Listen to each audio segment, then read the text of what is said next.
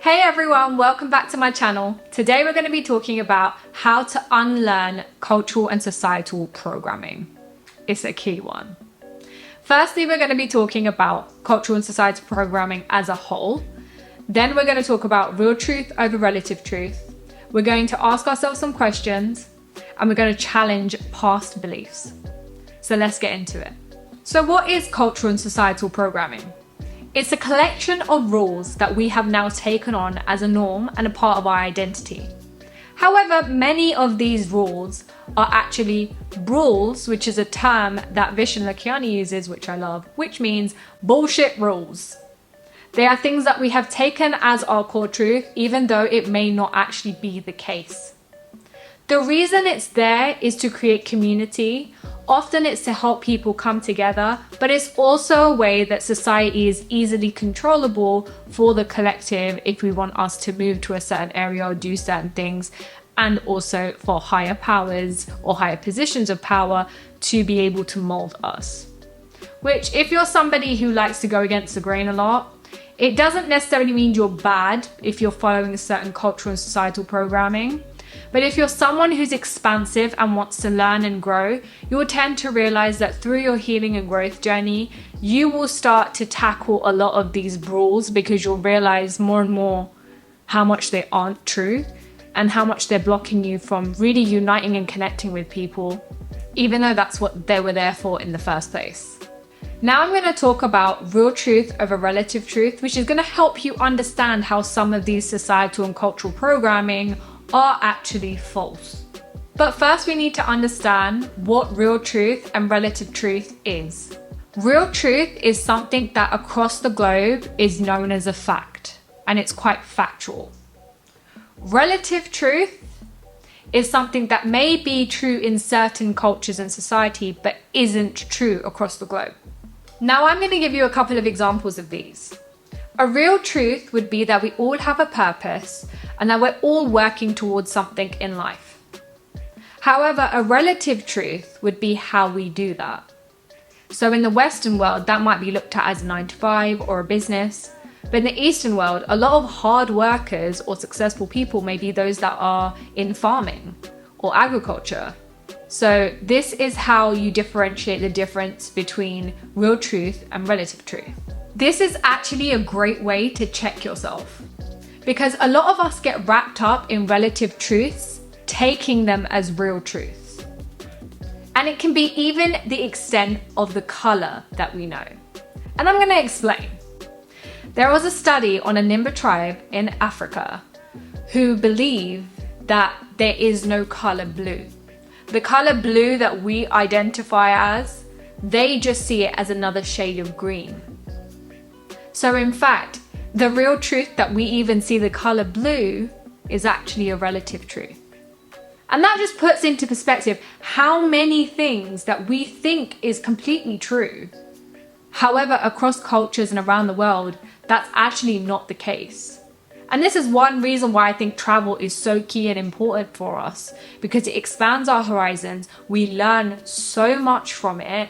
When you learn about another culture, you almost get to see the limitations of your own, but also the opportunities in your own and the gratitude in your own. There's always the yin and yang to everything, but it educates us. And when we're educated in ways that actually help us in the world, it makes us so much more expansive.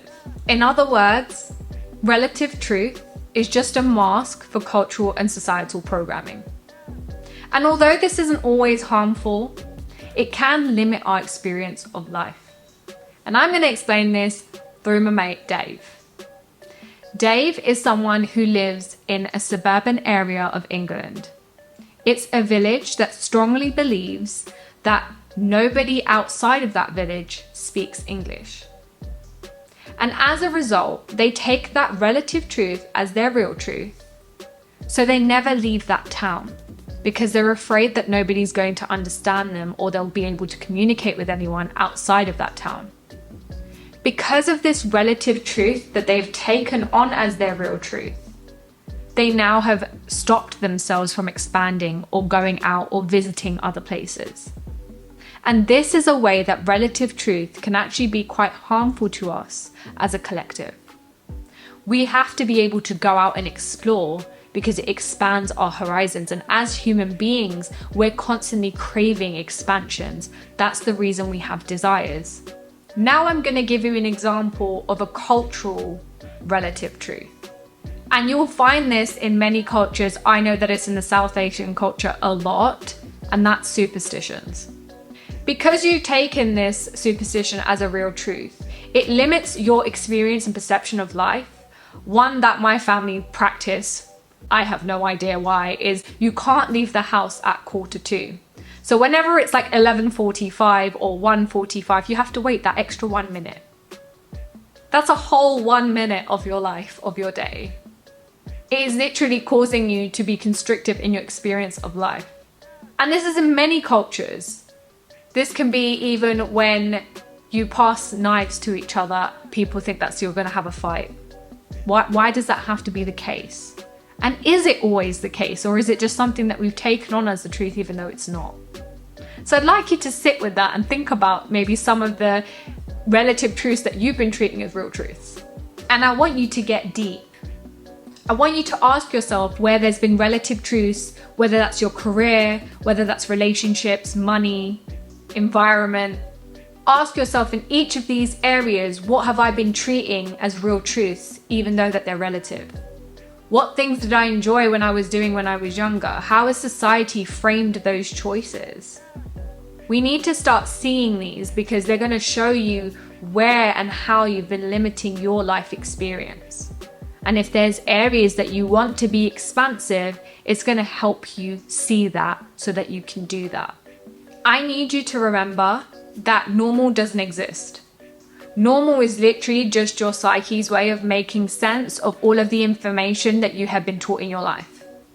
It is literally a collection of your cultural and societal programming as well as your own experiences, which again is relative truth. So make sure you're checking yourself, that you're not just thinking that, oh, this is just normal. Maybe it is, but maybe it's not across all cultures, which means it may not be the real truth. And if you're someone who is seeking that truth, you have to ask yourself some of these hard questions. Now we're going to move on to solutions and challenging past beliefs.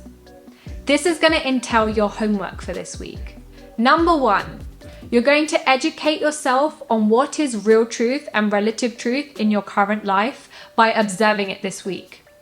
Number 2, you're going to spark your inner curiosity again. You're going to ask a lot of questions and find out a lot of things because that's how we're able to tell the difference between the two.